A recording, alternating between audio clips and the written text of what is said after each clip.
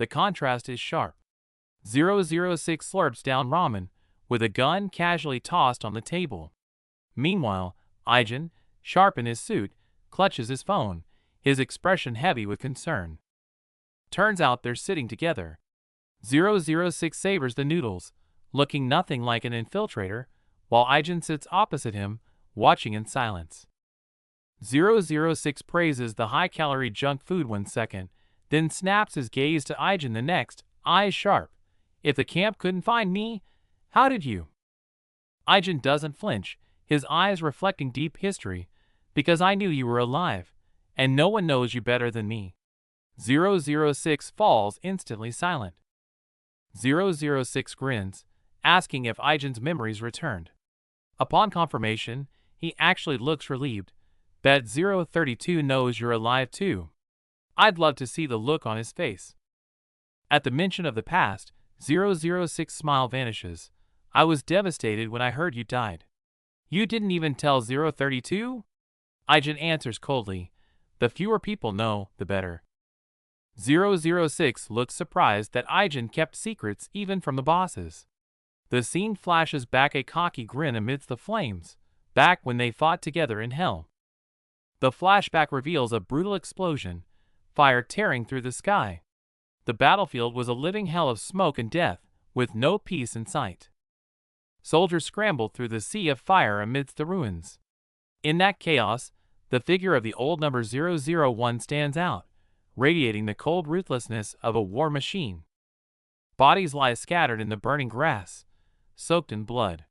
In that battle, life was cheap, and death was just a heartbeat away for everyone.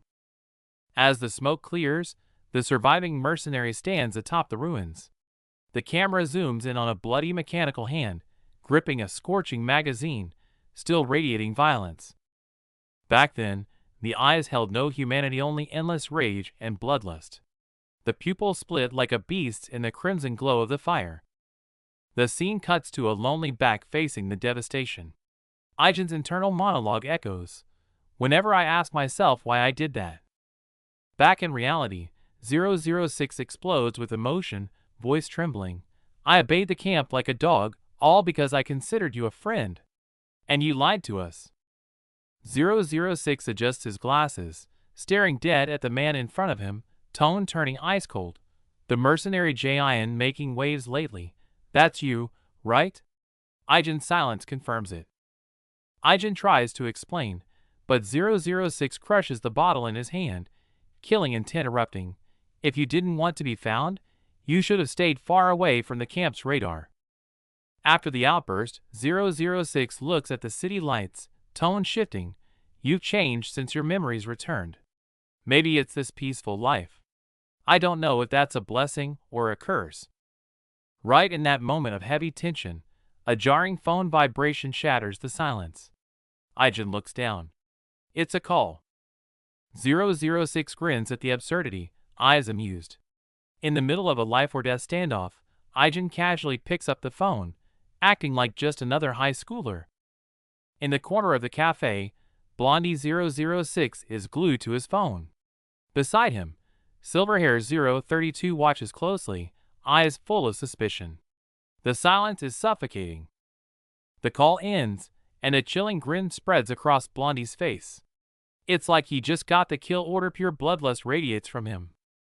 Before anyone can react, a blinding beam of energy erupts, blasting straight ahead. The attack is on. 032 can't withstand the brute force. He's sent flying, crashing hard onto the floor, his face twisted in agony. Blondie flashes behind him, gripping his skull in a vice. He reveals the truth with a cold sneer. The organization found you, and I'm here to clean up. Blondie's pupils shift, his intent lethal. The scene cuts to the little sister stepping out of an elevator, completely oblivious to the Reaper closing in. Back at school, it's peaceful. Students chat about recycling, a stark, jarring contrast to the bloody violence unfolding elsewhere. Back in the shadows, Blondie stares at the base's surveillance monitors, muttering the codename 001, plotting something even more dangerous. He actually prefers this current version of Aijin over the old killing machine. Beside him, The gray-haired man remains terrifyingly silent. Night falls over the glowing city. In a dim room, the intel guy clutches his head, letting out a heavy sigh, clearly stressed out. Suddenly, the phone rings. Seeing Yu Aijin on the screen, he snaps out of it instantly, his eyes sharpening with alert. Aijin wastes no time. He orders him to pull surveillance and track a target immediately, his voice dripping with terrifying urgency. The contact is baffled, complaining that getting authorization this late is a nightmare, hesitating to take the job. Aijin cuts him off. Act now, or my family dies. Hearing that, the contact's face goes pale. He realizes the gravity of the situation. Meanwhile, two guards are confused. Did that kid just barge in and steal our only motorcycle without saying a word? They're still shaking. Just seeing that familiar mercenary uniform was enough to make their knees weak. Pure intimidation. On the streets, Aijin tears through the night like a lightning bolt. Coordinates stream into his earpiece. Every second counts. The intel guy glues his eyes to the screen. The target is dodging cameras perfectly, clearly a pro at counter-surveillance. He finally realizes this isn't a standard mission. It's a personal vendetta, and a hunt between monsters has begun. Aijin stands at the silent dock, frowning at his phone. A motorcycle skids to a halt nearby, breaking the silence and signaling approaching danger. He realizes this diversion is just to buy time. Thoughts of his grandpa and sister flash through his mind. He can't afford to waste a second here. Under the helmet, his eyes go cold. Finger tight on the trigger, he decides to end this immediately with brute force. In the dim hideout, 006 sits among scattered ammo, calming his breath. The sudden ring of an unknown number freezes the air. He picks up, and the news wipes the calm off his face. The caller not only questions his location, but drops a bombshell. 001 is here too. 006's voice turns grim as he vows to kill the traitor. On the other end, the blue-haired man smiles, happy to watch these beasts tear each other apart. The voice warns him not to underestimate the former ace, 001. But 006 scoffs, looking out the window, convinced that legend is ancient history. He assumes Aijin has gone soft after hiding for so long. As he hangs up, Aijin's photo on the screen still radiates an unsettling chill. Ambush. A figure drops from above, crashing down. The blue-haired man is floored before he can react, while a purple-haired observer watches from the shadows. Gunfire flashes in the dark as Aijin opens fire upon landing. The blue-haired target is pinned down, screaming in pain amidst the flying debris. The enemy falls to his knees, realizing too late he was tracked by cameras. He looks up to see Aijin standing there like the Grim Reaper. Cornered, the guy still forces a smirk, mocking Aijin's speed. Aijin remains silent, his eyes cold as ice. Enough talk. They collide violently in the tight space, the thud of fists and kicks shaking the very air around them. A heavy fist connects squarely with the jaw. The blue-haired man's face twists in pain, blood spraying from the merciless impact. The sheer force sends him flying backward like a ragdoll, completely losing his balance. Aijin shakes the blood off his hand, towering over him. The fallen enemy grins through the pain, admitting the mercenary is stronger than the rumors. Without hesitation, Aijin brings a glowing blade down. Against an enemy like this, mercy is not an option. The brawl descends into chaos, blades and bodies blurring together. A foot stomps on scattered papers, signaling a turning point in the carnage. A blue beam tears through the sky. In the chaos, a blade plunges deep into the blue-haired man's back, blood spurting everywhere. The pink-haired attacker chuckles coldly as the prey falls. But on the ground, the blue-haired man's finger twitches, his ring glowing with an eerie green light. The blonde agent uses his last ounce of strength to crawl toward the gun, but it's too late. The Reaper's muzzle is already pointed at him, radiating pure killing intent. In that split second, a blade pierces right through the purple-haired enemy's chest. Aijin doesn't hesitate. He pulls the trigger, and the gunshot tears through the air. The enemy is blasted backward by the impact and crashes down. But he's not done yet screaming profanities. He wildly fires back even as he falls. Suddenly, a baton strikes from the shadows. Aijin reacts instantly, his gaze sharpening as he dodges the sneak attack. The hooded guy tries to run? No chance. Aijin bursts into full speed, becoming a blur as he relentlessly hunts him down. The target speeds off on a motorcycle. Covered in blood, 006 stands by the road, coldly watching the taillights fade, choosing not to give chase. The hexagonal pupil contracts sharply as a blurry memory floods in. A once warm image that has now become a painful thorn in the heart. With a deafening crash, a brutal accident tears up the street, destroying the motorcycle. Behind it all, the man quietly watches the chaos unfold. Watching the police lights flash, the man leans against the railing, frowning deep. He's starting to regret it. He really shouldn't have gotten mixed up in a fight between monsters. Meanwhile, the rich kid Sukju speeds through the night. His gut tells him something big is going down, and he slams on the gas. Aijin looks at his battered comrade, too anxious to speak. But 006 acts tough, insisting he's fine, as if the blood on him doesn't matter. Sukju stares at the body in the pool of blood, pale with fear. Thinking he killed the guy with his car, he stammers, "Did I hit him too hard?" Even though he's badly hurt, 006's mind is racing. He immediately orders the confused Sukju, "Don't just stand there, go check if that guy is dead." Back in the car, Sukju can't shake the feeling that something's off. The guy Aijin was chasing was no tourist. He's definitely gotten himself into some serious trouble. But a second later, reality hits. Looking at the smashed front of his beloved car, the rich kid freaks out. "Crap! How the hell am I gonna explain this to my family?" After the chaos, 006 hides alone in the dim, safe house. As the adrenaline fades, the pain sets in, and he curls up in the corner, licking his wounds in silence. He coldly kicks the captive on the ground. "Get up, stop playing dead." Even in defeat, the maniac laughs creepily. "I never expected a lone wolf like you to actually have friends." 006's eyes darken, the words hitting a nerve.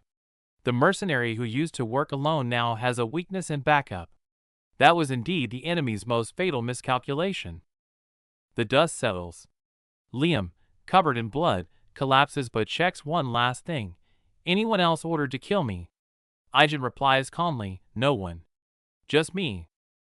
Liam knows the organization too well. To save face, they'll try to silence him quietly to cover up their mistake, and they will never stop hunting. After all, his survival cost them dearly. Especially that crazy one-eyed enforcer, who must be desperate to finish the job. Having said his piece for the sake of their past, Liam has no regrets. He grips his knife, ready for the end. "Do it. Don't hesitate." Facing death, he smiles. Being killed by the legendary 001 is a far better end than falling to some random thug. Flashback to the hideout. Instead of killing his comrade 032, Liam cuts his bonds, leaving 032 completely confused. When 032 asks why he's spared, Liam sheathes his blade and replies coldly, "You're still breathing because you have a use."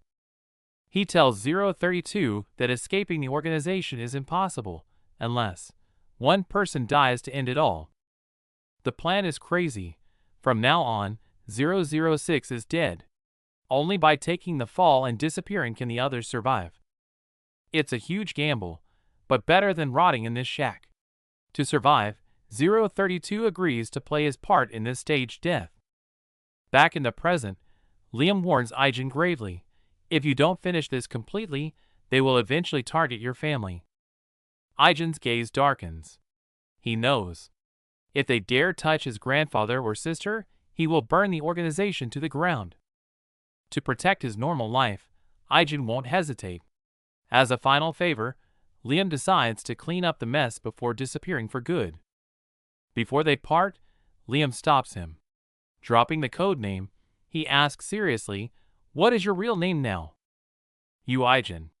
He speaks the name, clearly proof of his life as a normal human being. Liam smiles back, "I am as Liam. It's been 10 years.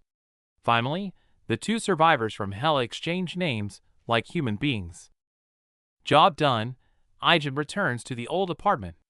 The sound of the unlocking door instantly pulls him from the battlefield back to reality. As he enters, his grandfather peeks out, worried sick. Seeing the old man waiting up, Aijen feels a pang of guilt. Aijen blames it on coffee. The grandfather doesn't pry, simply telling him gently to wash up and rest. The light is always on for him. Walking to his room, his sister's voice echoes in his mind. To protect this warmth, he will bear every sin and shed any blood necessary.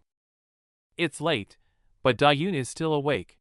Her simple words, "Food is on the table," instantly wash away Aijen's exhaustion. "We saved some home cooking for you." Facing such unconditional warmth, Aijen turns his back and lets out a heavy sigh, torn between guilt and gratitude. Staring at the packed warm meal, the boy who shows no mercy on the battlefield touches his neck, his eyes filled with unspoken tenderness. Suddenly, the phone screen lights up in the quiet room. A message is sent across the ocean. Far away, 006 receives the text. Just two simple words, "Thank you," leave the cold mercenary stunned. Aijen walks down the hallway as usual, unaware he's the center of attention, surrounded by whispers.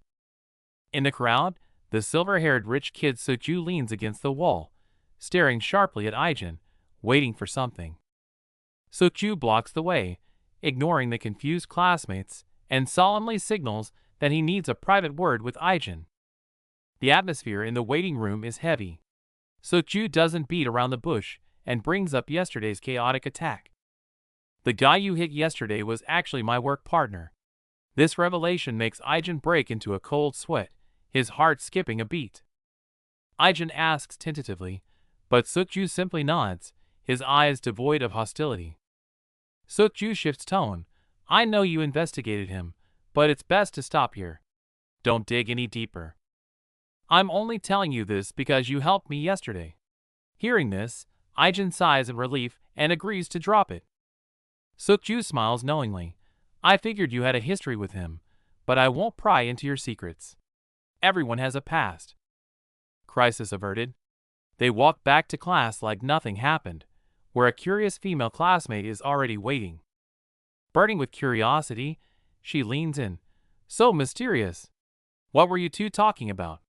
Aijen instantly panics. Cornered, the super mercenary blushes and lies. He was asking me how to rank up in League of Legends." She teases him mercilessly, suggesting he lost the game just to talk to someone on his level. Aijen turns away, ears burning red. He is terrible at hiding his embarrassment. The comment hits hard like a knife to the heart. He stands by the window, utterly defeated, his silence speaking volumes about the emotional damage he just took. Dayun walks home, happily texting about buying fruit for Grandpa. Her warm thoughts are suddenly interrupted by a stranger's voice calling out, "Excuse me." A guy in a hoodie blocks her path with a confident smile, confirming her school. Dayun clutches her phone, eyeing him with clear suspicion and guardedness. He asks for her number, leaving Dayun completely flustered and confused. He mistakes her shock for shyness, unaware she just finds the whole situation awkward. Rejected instantly, his friends burst into mocking laughter. Humiliated, the guy snaps, face red with anger, as he screams he only asked for a number, not a date. Suddenly, a fierce red-haired girl with an eye patch steps in. Her gaze is ice-cold as she tells the jerks to back off, radiating an intimidating aura that freezes the scene. Action speaks louder than words. She lands a devastating blow on the purple-haired guy. His friend watches in horror as the sheer force sends him flying. The thugs retreat, shouting empty threats. With the danger gone, classmates rush to check on Dayun, replacing the tension with warmth and concern. Just as she thanks her rescuer, the mood turns dark again.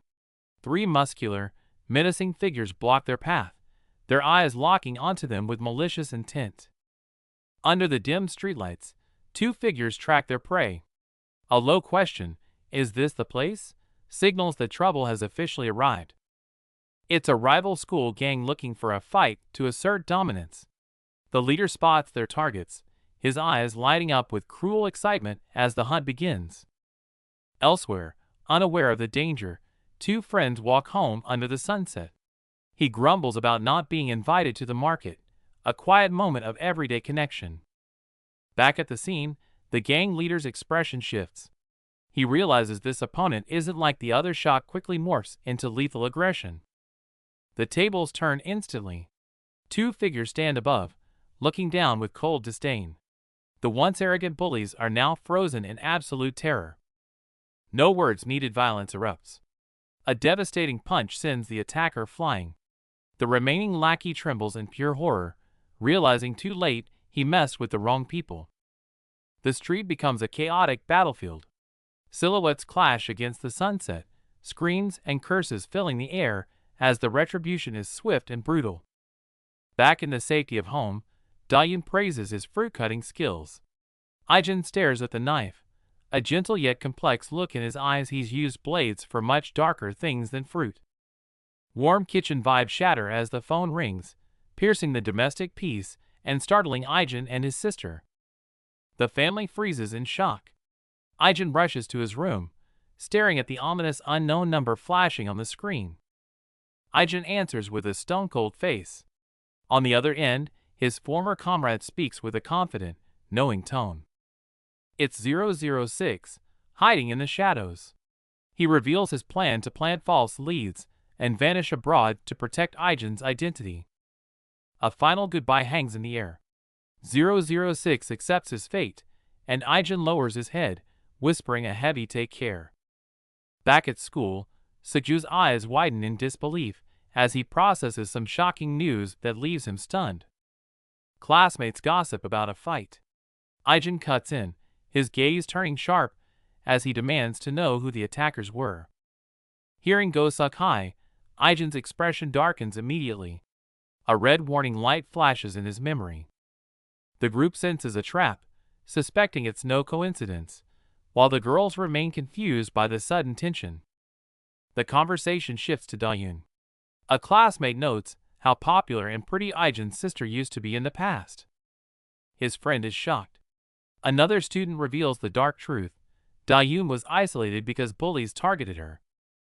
They discuss Dahyun's depression casually, while a silent observer listens, his expression darkening with heavy thought. As they agree on Dahyun's beauty, the friend looks puzzled, sensing the complex scars hidden beneath the surface. The scene shifts to a neon-lit club. A blonde thug fumes with rage, insulted that his crew is being disrespected. The scarred thug grits his teeth. He can't believe the students who used to cower in fear are now ignoring them.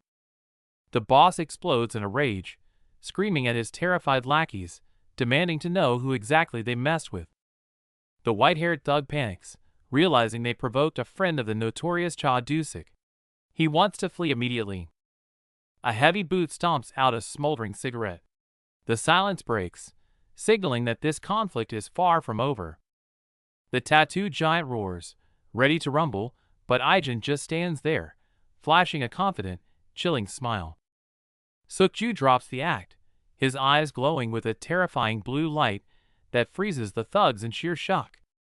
The silver-haired heir steps forward, his voice ice-cold. "I heard you guys mess with my sister." The blonde thug looks genuinely confused, stammering a denial, but the tension in the air only tightens.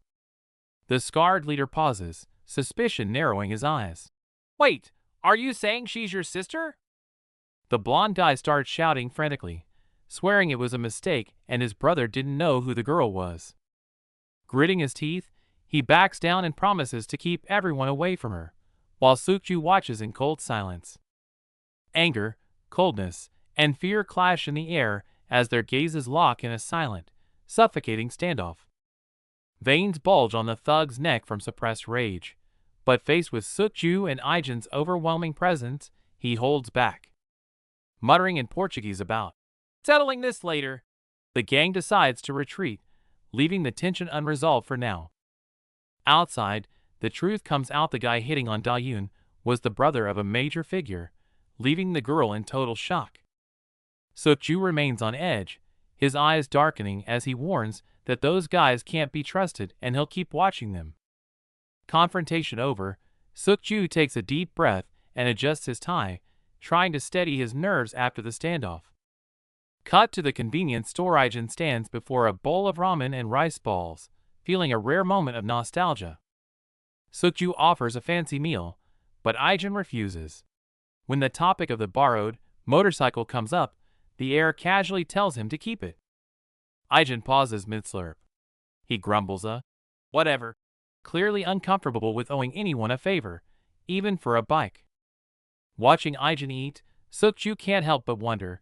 He looks like a harmless student, but his brutal efficiency in a fight makes no sense. Suk-ju finally asks what his deal is, but Ijin just wipes his mouth and gives a calm, innocent reply. I'm just living a normal student life. Ijin brushes it off. The scene shifts to the towering SW building lighting up the night. Suk-ju looks up at it, the weight of his legacy heavy on his shoulders.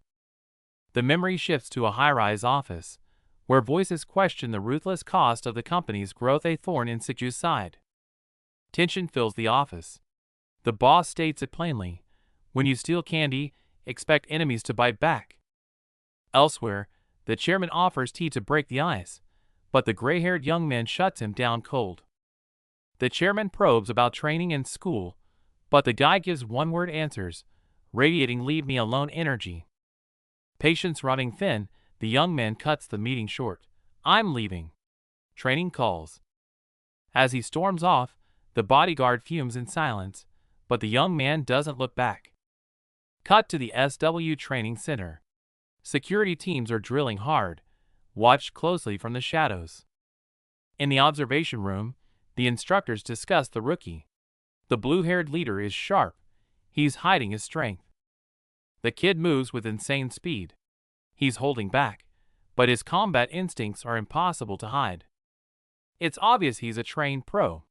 Yet, the quiet kid manages to be popular with the squad. Scene shift.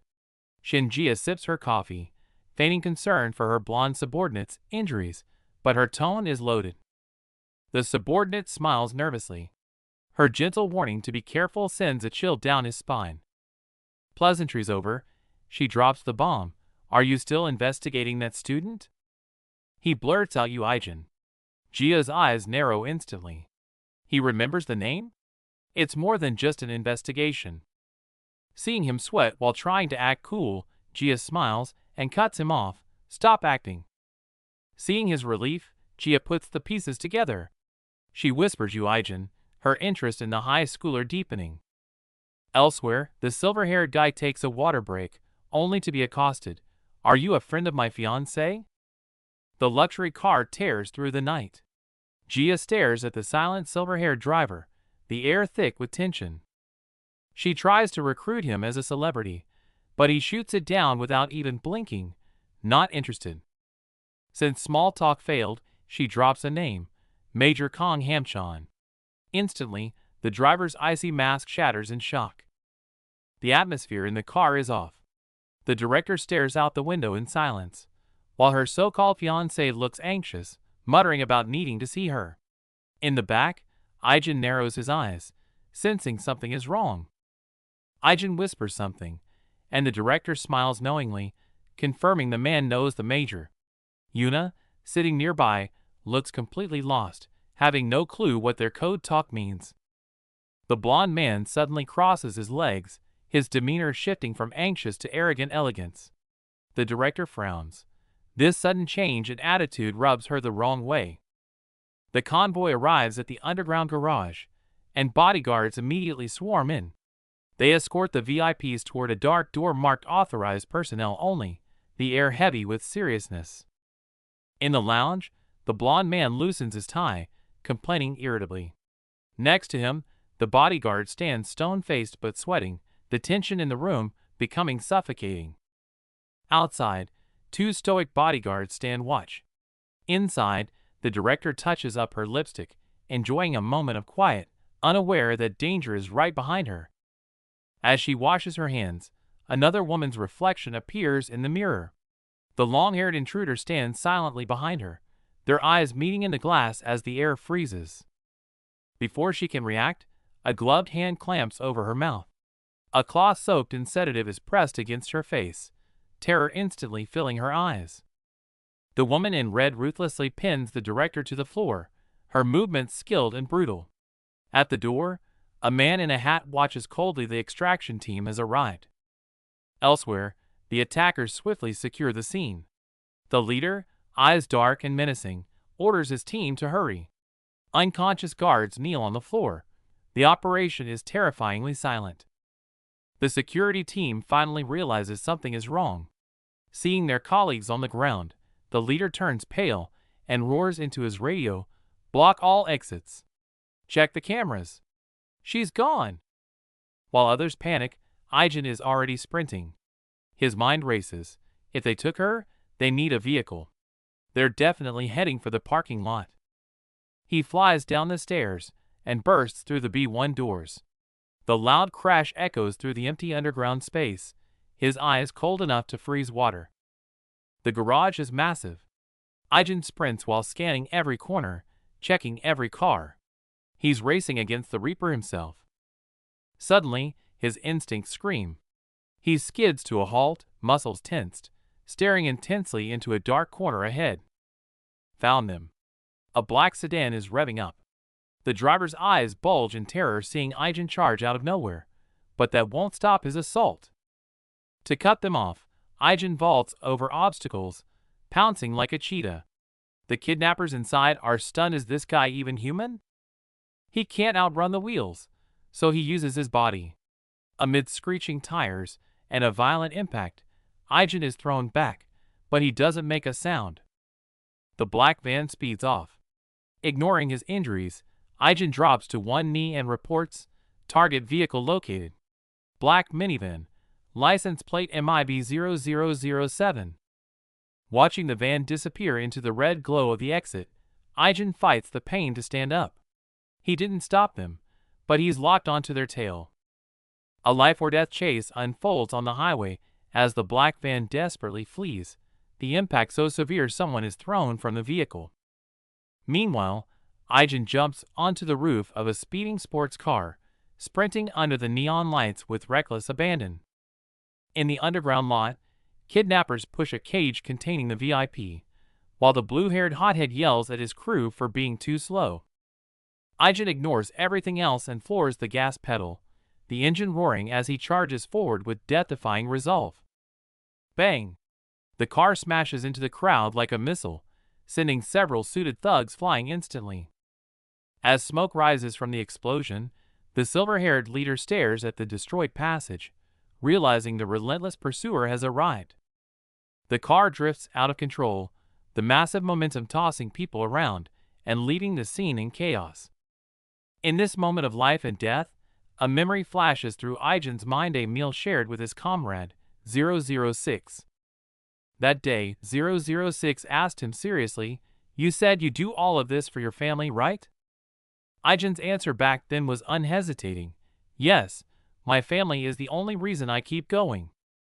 006 asked thoughtfully, "Can people really sacrifice themselves for their family?" Then 006 smiled with relief, "If that moment ever comes, I don't think I'd hesitate either." The memory snaps shut as pain floods back. Aijin's fist slams into the enemy, blood splattering on impact. The kidnapper in the driver's seat barely reacts before seeing a blue blur rushing at him with terrifying intensity. With zero hesitation, Aijin smashes through the car window with his own body, shattering the glass instantly. The massive impact sends the car rolling out of control, flinging Aijin into the air with brutal force. The red sedan is totaled. Aijin slams onto the asphalt, his body curled up and motionless. But he stays down for only a second.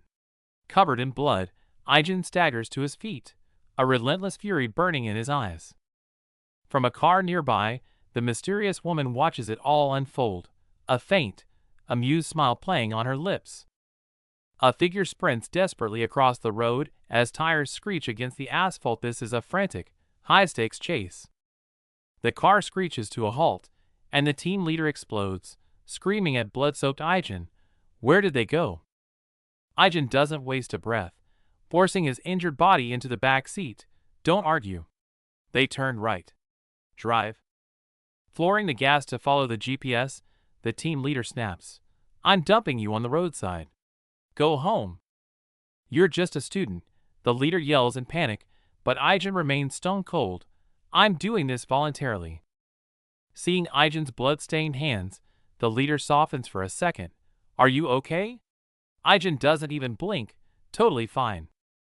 Deep down, the leader knows the truth after everything. This dangerous student is the only backup he has right now. Meanwhile, chaos erupts at the mansion. News of Shinjia's kidnapping hits, sending everyone into panic. Hearing that Aijin is already on the chase, the tension spikes. This situation is far more dangerous than they imagined. The car halts at a desolate factory. Just as the leader speaks, he freezes. Something is wrong ahead. Headlights cut through the dark, revealing figures by the shack setup that screams trap. No time for backup. The leader steels himself, orders Aijin to stay put, and steps into the danger alone. Predictably, masked thugs emerge from the shadows, weapons drawn and thirsting for blood. Facing a dead end, the leader freezes, but the boy who was supposed to stay in the car is already standing beside him. This isn't a game. The leader screams in terror, but Aijin coldly reminds him, we have no choice. We fight. Blood streaking his face, Aijin almost smirks. I actually prefer this. The leader stares in disbelief. Back at HQ, the higher-ups analyze the data, questioning everything. Is this kid really just a student? He's a pro. As the verdict lands, Aijin stands in the dark, his silhouette resembling a grim reaper. Realizing there's no stopping him, the leader accepts it. If they want to live, they trust each other and fight. A blade flashes in the red light. The enemy lunges. It's do or die right now. The fight explodes. A fist charged with blue energy misses, while a dagger slams into the floor, sparks flying. No talk, just violence. A brutal punch sends the blue-haired thug flying. The scarback figure watches, radiating killing intent. Aijin stands there, suit sharp but stained with blood. His knife glows cold, but his eyes are even sharper. Scene shift. The mercenaries gather at the factory. One mocks his buddy. Seriously? You let a kid take your knife? The mockery continues. SW group hiring kids now? Aijin, covered in blood, stays silent, staring them down with icy rage. Total arrogance. They treat him like a joke. Don't worry, the kid won't survive the night. Just kill him. Aijin kneels, gasping for air, blood dripping from his arm. The last clash clearly took a heavy toll on him. Dirty tactics. While Aijin grapples one, another strikes from above. A blade flashes, and blood sprays into the air. Pain explodes. Aijin takes the hit head-on. Blood sprays, but he refuses to fall, standing his ground over a fallen enemy. 3 killers close in. Aijin wipes blood from his face. His expression shifts. The cornered beast is about to bite back. Kill him!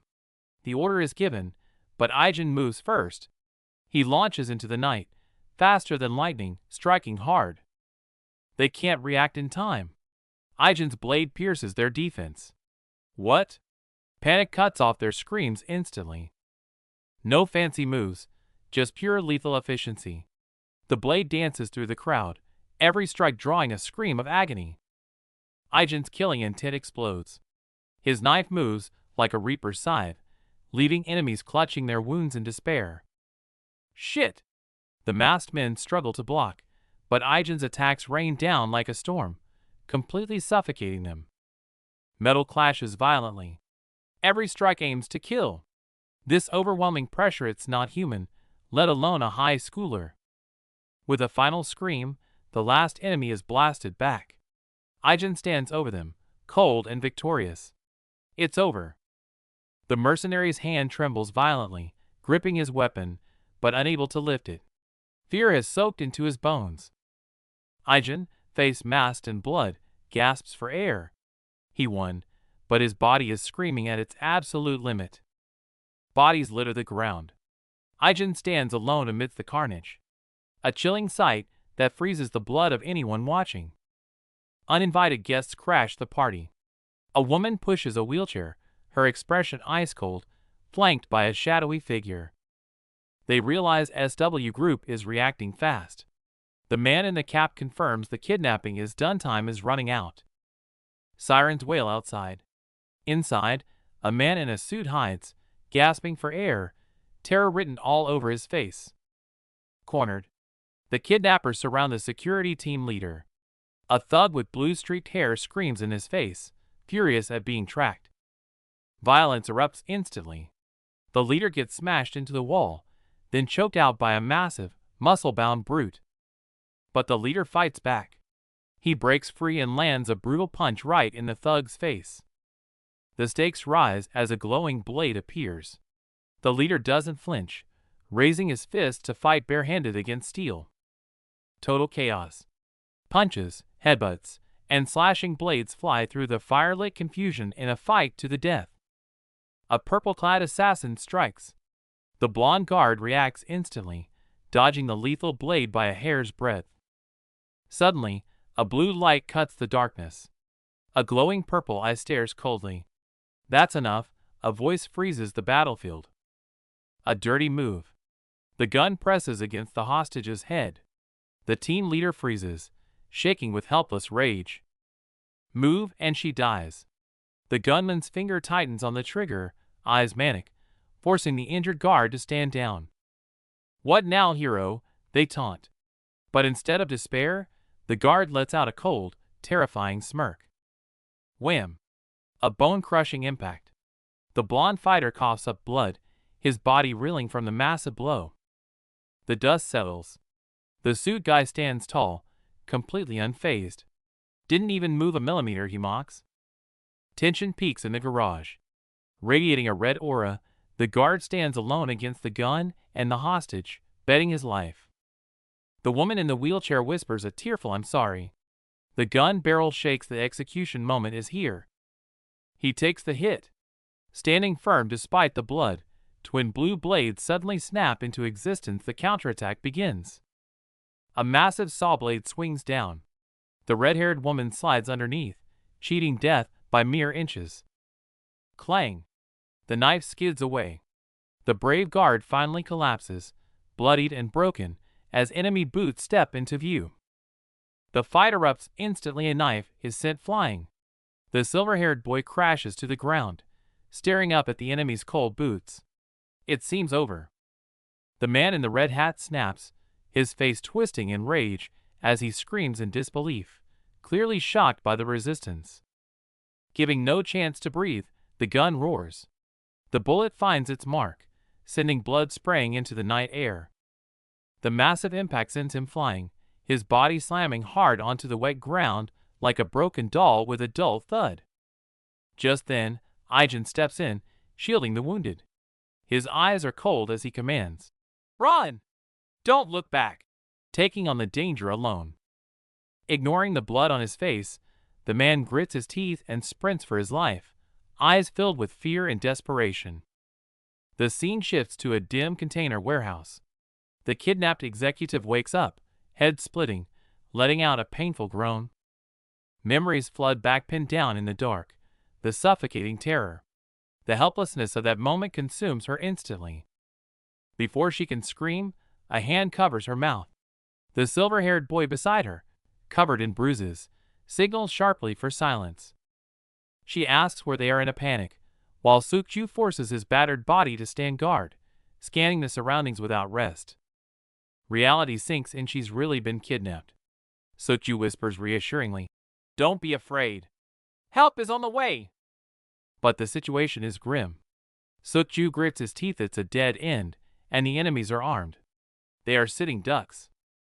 She can't understand why this is happening. Sukju stares into the darkness, worrying not just about safety, but the conspiracy behind it. Seeing the blood soaking his back, she can't help but ask.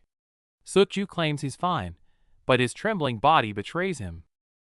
In the dim light, she realizes he's not an official bodyguard, but a student in uniform. Shock is written all over her face. Damn it! Footsteps approach. The female assassin finds their hiding spot, sneering as she orders them to come out. The assassin loses patience, suggesting, "Stop wasting time. Let's just kill them."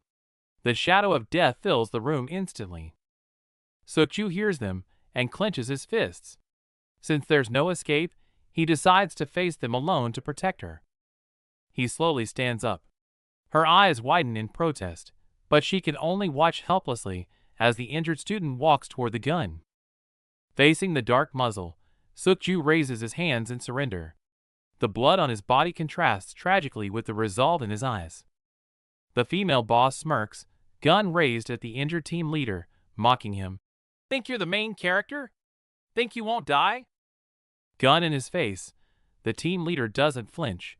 Suddenly, the woman senses something wrong and screams, "Wait!" Before she finishes, a shadow strikes. She screams in pain as her arm is slashed instantly. Too fast to track, another heavy blow lands. She's sent flying, her weapon knocked from her hand. The tables turn instantly. She hits the ground hard. The high schooler she mocked is now the predator. Humiliated by a kid, she flies into a rage, cursing as she swings her blade in a desperate counterattack. Her attack is vicious, aiming for the kill, confident this will finish him off. But in a split second, a fist slams into her with terrifying force. The punch nearly breaks her. Her hand throbs, body trembling uncontrollably as the power gap sinks in. Realizing she can't win up close, she pulls a gun, aiming for a cowardly shot to end it. But before she can pull the trigger, a hand crushes the barrel, forcing the gun right back at her. Aijin holds the gun steady, covered in blood but unshakable. The cold barrel is now leveled right at her forehead. She bets the kid won't kill, taunting him. But before she finishes, Aijin pulls the trigger without a second thought. The bullet grazes her, blood spraying. But what breaks her isn't the pain, it's that he didn't even blink. Those dead, calm eyes don't belong to a student. Her mind screams, "This is no ordinary person." Deep-seated fear resurfaces. Recognizing the fighting style and those eyes, she screams the name in terror. "Jean?" Identity revealed, Aijin remains cold as ice, looking down at the completely broken assassin. The fight isn't over. Aijin displays overwhelming power again, pinning the resisting enemy to the ground.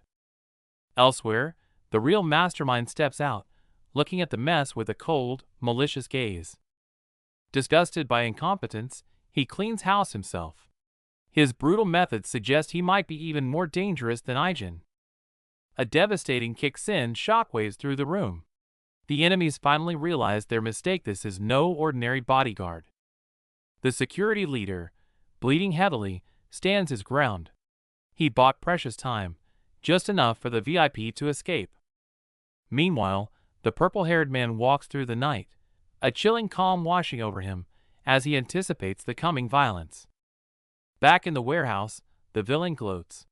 He believes the game is over, convinced his partner has already captured the fleeing woman. He arrogantly assumes the annoying brat is already suffering a fate worse than death. Overconfidence is always the first step to the grave. To crush any remaining hope, the villain pulls the trigger without warning. The muzzle flashes. He intends to leave no witnesses. Just in time, a blue blur crashes into the fray. Aijin tears through the enemies like a beast, sending blood spraying with every strike. Another gunshot rings out, shocking the villain. It's the silver-haired man 006, standing like a bloody ghost, his gun smoking. Panic sets in. The villain sweats bullets, confused why Aijin is here and what happened to his partner, who was supposed to stop him. The silver-haired man doesn't hesitate. He opens fire.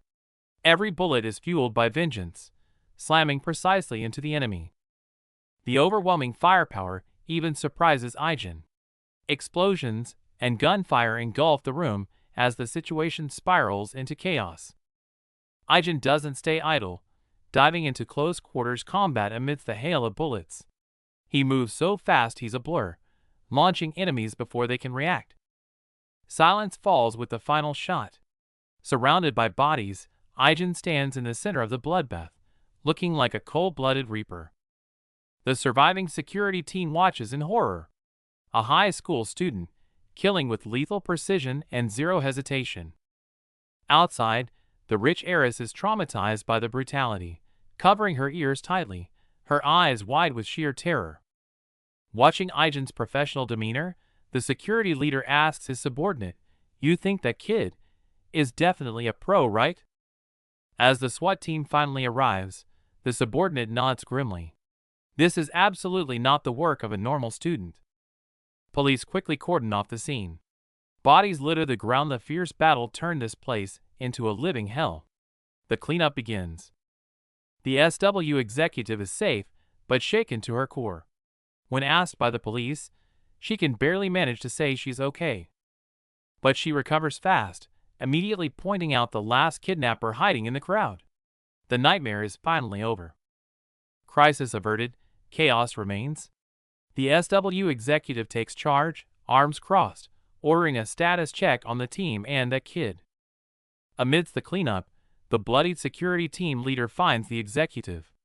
Despite their injuries, their first words are of mutual concern. She scolds him for his recklessness, but he shrugs it off. To him, saving the VIP with just these injuries is a victory. Before leaving, the tough leader asks for a favor. The executive, still shaken and sweating, is caught off guard by his request. He doesn't want his family to worry about his battered state, asking her to cover for him. She agrees, touched by his thoughtfulness. Personal matters settled, he orders her to get treated immediately. It's a moment of mutual respect forged in survival. Flashbacks of the chaos haunt him. The overwhelming pressure from that high schooler left even a veteran like him paralyzed. "You did well." The boy's validation echoes. The team leader stands battered, his expression a mix of shock and bruised pride. Outside, sunset bleeds into the sky. Jean, helmet on, watches silently from the shadows, ensuring their safety before vanishing. In a high-rise, the masterminds converse. The blonde muscle cares little for the failed kidnapping, hinting at a darker agenda. Watching the chaos on screen, the boss smirks. The goal was never abduction, but to instill fear and halt SW's expansion. Tension fills the interrogation room. The captured mercenary trembles, dropping a bombshell name, that monster. Mercenary Jean. Regret washes over her. Had she known he was there, she would have never taken the job. He is a taboo in their world. The interrogator plays dumb, but she snaps. She may not know his face, but those cold, dead eyes are unmistakable. She stands her ground against skepticism. Rumors say he's dead or retired, but she knows the war machine is hiding within SW. It defies logic. Why would a top-tier mercenary, a legend of the battlefield, stoop to playing bodyguard for a corporation? At the hospital, the SW executive recovers. Despite her safety, the team leader stands guard at the door, vigilant and unmoving. She urges him to rest, but he refuses. Injured arm or not, his stubborn loyalty keeps him rooted to his post. Staring out the window, guilt consumes him. The attackers were foreign pros. He swears never to let such an intel failure happen again. The pieces fit together. Anonymous clients, layered contracts. Connecting it to Yuna's case, she realizes SW is being systematically targeted. In the hospital room, the executive reflects. She realizes the student was even more terrifying in real combat than in training. She confronts the security chief. He's obviously not just a student. The chief agrees, suspecting even Grandpa knows the truth. Flashbacks of the rainy battle terrify them. Broken ribs and injuries, yet Aijen still fought with impossible precision. She listens in disbelief. He took out 5 armed men before you woke up? Logic says it's impossible, but Aijen did it. Sitting up, she stares at Aijen's file. Her gaze sharpens. This boy's background is definitely not simple. Meanwhile, silver-haired Sutju is already up. Despite the bandages, he's dressed and ready to leave, eyes sharp. Yuna catches him trying to leave. With tears in her eyes, she begs him to stay since he's still badly hurt. They argue heatedly. Sutju insists on recovering at home, using the doctor as an excuse, leaving Yuna frustrated. Yuna hits him with reality. How will you explain those injuries to mom and dad? Sukju freezes, realizing the problem. Surprisingly, he has a cover story ready. I'll say it was a training accident. Even the bodyguard is impressed by his quick lie. The female executive steps in, ordering the guard out. The atmosphere instantly turns heavy. The real interrogation begins. Alone now, she makes an offer. Stop following Yuna. Come work for me after graduation. She can't offer you a future. She speaks of Yuna with disdain. She's just a little girl with an inheritance, unfit for this cruel adult world. Sukju cuts her off, defending himself. But I'm different. I can protect her. He stands firm on his capability. Taking a deep breath, he stops being defensive and challenges her. I have a question for you. She thinks he wants a deal, but Sukju interrupts.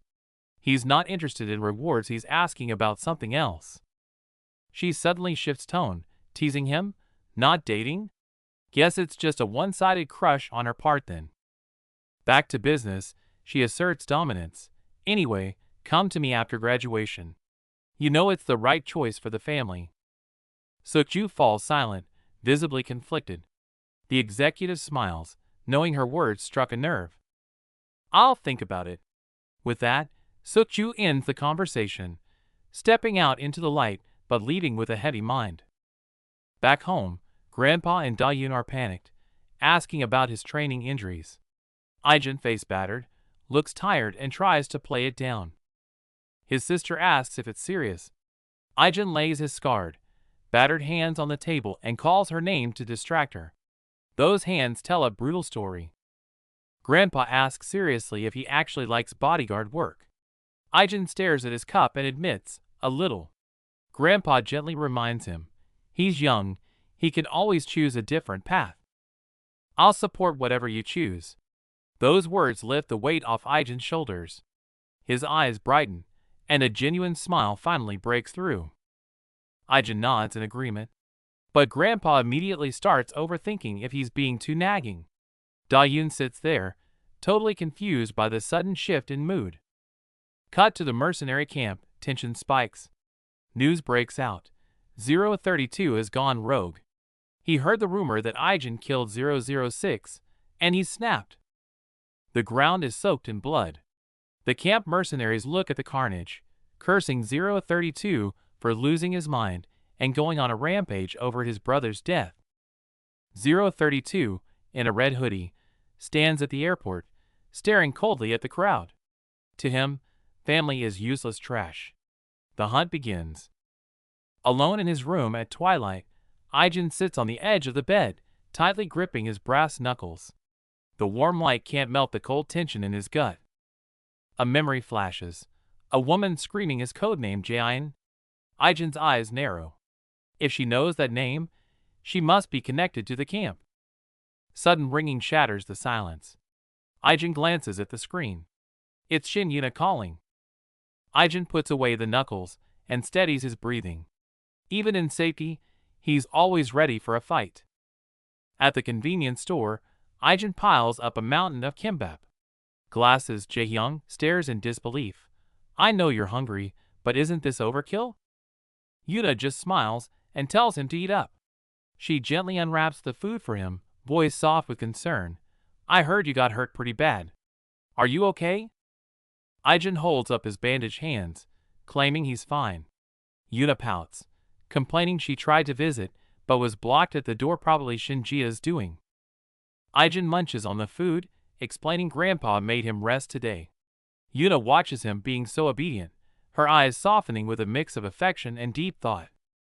Yuna praises him for saving Jia.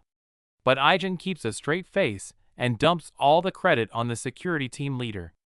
Yuna blinks, totally caught off guard. Huh? Aijin spins a serious tale. The team leader took a bullet and distracted the enemy to save them. He claims he was useless without him. Yuna listens, flushed, totally buying the heroic story. Jaehyung strokes his chin, analyzing the facts, agreeing the team leader played a huge role. Aijin nods along enthusiastically, desperate to keep the spotlight off himself. We're a team. Protecting the client is all that matters.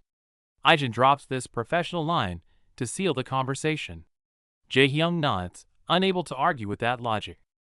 While the team jokes around, Liam stares at his phone, letting out a heavy sigh of frustration. Despite his teammates' worry, Liam insists he has to go to the PC cafe to help out, injured hand or not. The girl looks at his hand with tears in her eyes, but Liam grits his teeth. He's being pressured to perform regardless of the pain. Meanwhile, Dahyun stands outside a restaurant, thinking about buying some meat to help her brother recover from his injury. Back in class, girls are gossiping that Ijin hasn't been at school because of a hand injury, catching Dahyun completely off guard. The girls sigh in relief that his handsome face is safe, and Dahyun quietly agrees anything but the face. While one girl gushes about Ijin's popularity, another snaps back, clearly annoyed by the fangirling. Cut to the dark alley. Dahyun is cornered and terrified, but the red hoodie steps in, his eyes burning with murderous rage. The bully leader screams insults, unable to believe someone is challenging them, while Dahyun watches in shock, realizing the situation is escalating. Dahyun tries to apologize to diffuse the tension, but the bullies just snap at her, furious at the interruption. Dahyun awkwardly says hi, confusing the thugs for a second before they start shouting defensive nonsense. Turns out the guy just asked them for food. When Dahyun asks the bullies to leave, they get offended and aggressive. The bullies finally stomp off. The masked stranger turns to Dahyun and asks if she's okay, startling her. He stares intensely, asking about injuries. Terrified by his appearance, Dahyun trembles and can barely answer. Just as Dahyun fears the worst, he awkwardly asks if she can buy him some food, leaving her completely stunned. They settle down at a convenience store table, the tension of the alley fading into an awkward silence. He gulps down water desperately. Dahyun watches him with pity, realizing he looks her age and must be starving. He lets out a satisfied sigh and actually laughs, leaving Dahyun completely confused by the sudden mood shift. He scratches his head sheepishly, explaining he lost his wallet right after arriving in the country and hasn't eaten in days. Dahyun suggests going to the embassy, confusing him further. Realizing it's getting late, she remembers her brother is waiting and prepares to leave. Inside the convenience store, Dahyun slams a stack of cash on the table without a word, leaving the hooded guy completely bewildered. Dropping a casual "buy something if you're hungry," she walks away, leaving the mystery man sitting alone in the cold silence.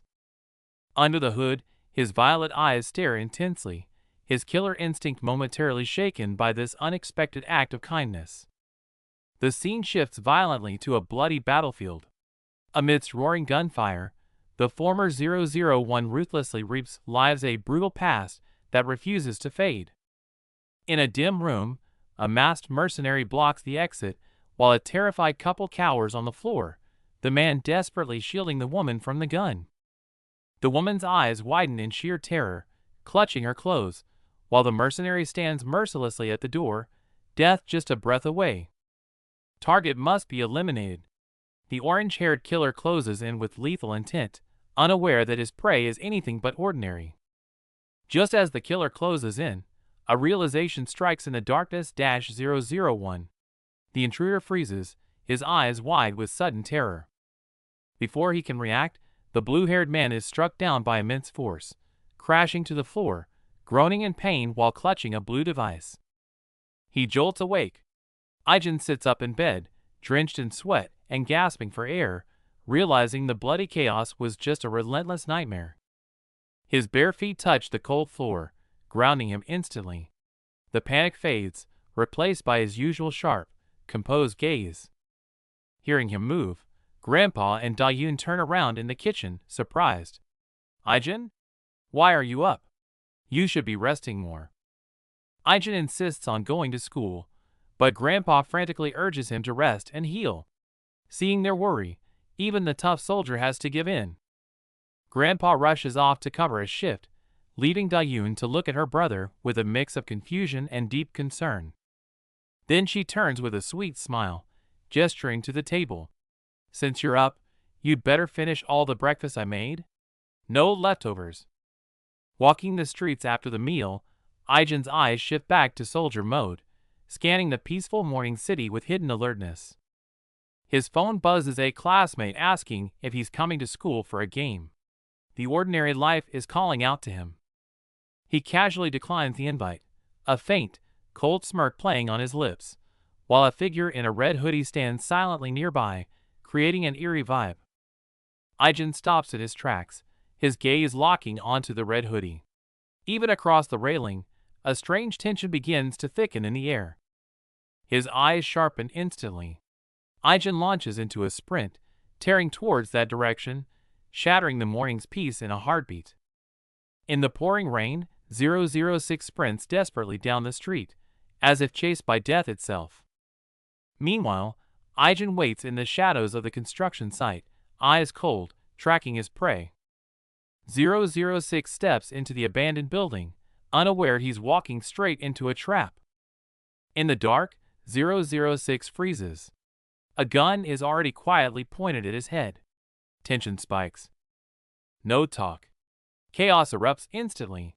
Gunfire and explosions tear through the silence of the ruins. Wait, it's 032 waiting there. He smirks at Aijen. Long time no see, 001. 032 mocks him, assuming the camp set Aijen to clean up the mess. Pure provocation. Aijen has no patience for this. He glares with intense fury. Shut your mouth. 032 snaps back, calling Aijen a traitor too. The standoff gets even more volatile. At the mention of 006, 032's gaze shifts. He hesitates, recalling a painful bond. A warm memory of his only family flashes by, shattered instantly by the blast of gunfire. Direct hits. Aijen stumbles back, groaning in pain as he hits the ground. 032 looks down at his fallen leader, thinking it's all over. Cold and ruthless. But Aijen isn't done. He lunges from the ground, knife flashing straight for 032's face. 032 reacts fast, blocking the blade. The air shrieks as sparks fly. Enraged, 032 gets excited. Blue-purple energy flares as he strikes back hard. Fists collide. The massive impact slams together, shaking the very air around them. But experience wins. Aijen's blade presses against 032's throat. He mocks him. You've gotten slow.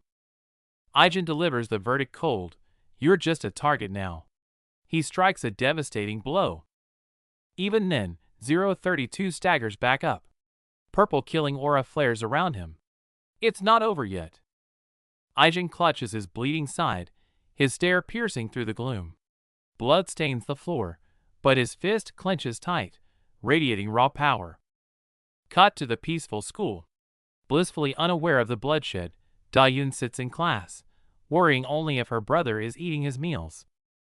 He needs to eat to heal. Her innocent thought is shattered by a blood-red scream and the deafening sound of impact. Back to the carnage. 032 strikes with fury, metal clashing against metal. Aijen is forced onto the defensive, barely absorbing the crushing impact. Aijen seizes the opening, his fist slamming into 032's arm with a burst of energy. 032 stumbles back, grit and rage etched on his face. They break apart. Blood soaks Aijen's shoulder, yet he presses on. 032, knife in hand, demands to know if Aijen snitched to the camp, confused by his sudden voice. 032 lashes out, branding Aijen the traitor who killed 006. Aijen lowers his head, blood on his lip, eyes heavy with unspoken pain and conflict. I won't answer! Aijen snaps, launching a lightning-fast strike. He cuts off the conversation with raw violence, channeling all his frustration into the blow. The fist connects squarely, distorting 032's face. Aijen moves relentlessly, the sheer impact sending his former comrade flying backward. No time to recover. 032 crashes down, coughing up a mouthful of blood. He stares up in agony, his defense completely shattered. The duel is decided. Aijin stands cold and distant. 032 crawls near a fallen gun, staring up in shock and terror at his former comrade's overwhelming power. Refusing to yield, 032 grabs the gun. But Aijin is faster, diving like a predator and closing the distance in a heartbeat. The gun roars, spitting fire. Aijin slides underneath the shot, dodging by inches and silencing the resistance instantly. Aijin pins him to the ground, dominance absolute. Still defiant, 032 glares and asks, "Are you following orders, or is this revenge for 006? Aijin remains silent. 032 seizes the hesitation though not back. He rolls into cover and levels his gun at Aijin's exposed back. Gunfire erupts. Bullets spray across the room. 032 unleashes a relentless barrage from cover, desperate to kill. Aijin gasps for air behind cover. Realizing he can't win, 032 curses and retreats, firing a parting volley that tears into Aijin's frame. Despite the bullets in his back, Aijin stands unwavering. Locking onto the fleeing 032, he ignores the agony and hunts his prey through the shadows. His body finally reaches its limit. Aijin collapses to his knees, clutching his torn abdomen. Cold sweat drips as he fights to stay conscious through the pain. Cut back to the peaceful classroom. A classmate dials Aijin's number, waiting for an answer. "Hello?" he asks, unaware that silence is the only response he'll get. Aijin corners himself in the classroom, his expression deadly serious. He demands an immediate trace. Just like last time, his voice dripping with urgency. Stepping into the hallway, he confirms the stakes. He can't call for backup on this one. He is completely on his own. While Aijin calmly commands the operation, his comrade 032 clutches a bleeding wound in the dark. Despite the agony, he grits his teeth and agrees to the plan. Cut to the streets at dusk. The red hoodie, 006, is reeling. He realizes that if Aijin had wanted him dead back then, he would have been killed 1,000,000 times over. It doesn't make sense. Aijin's skills are sharper than ever, so why spare him? Why not take revenge? The mercy confuses him more than a blade would. Memories clash bloody battles and the rain versus the warmth of a shared campfire. The nostalgia stings, and he clenches his fist to physically suppress the emotions. Bad luck. A group of street thugs recognizes him. They approach with mocking grins, calling him trash, completely oblivious that they're walking into a death trap. He tries to walk past them, head down. But the sheer killing intent radiating from him freezes the thugs in place, terror striking them instantly. Cut to the aftermath.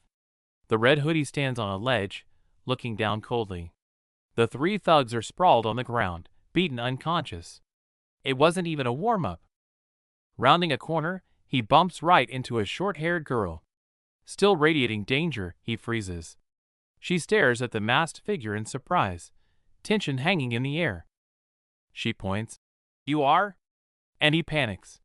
Thinking his cover is blown, he flails awkwardly, but her reaction is just innocent confusion, not fear. Turns out, she just wants to pay him back.